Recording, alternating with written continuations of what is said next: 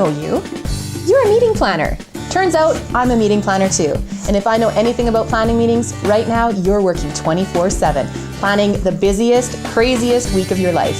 Well, I've just come off of planning a huge meeting, and the first thing that you need to think about is where you're going to hold your event. And I can tell you without any doubt, one of the best places in the Columbia Valley is Copper Point Resort.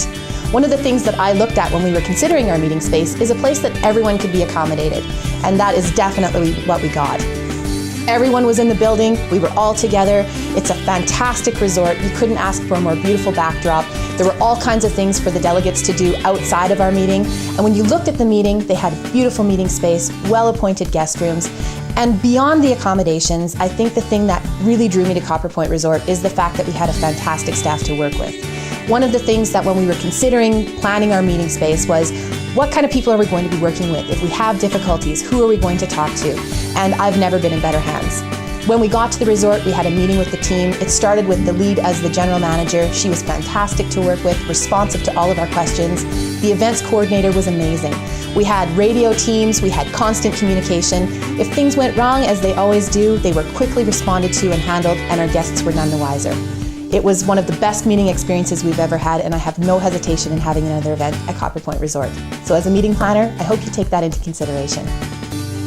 By the way, how could I even forget about food and beverage? Because obviously, when people come to a meeting space, they're less concerned about the meeting and more concerned about what they're going to eat.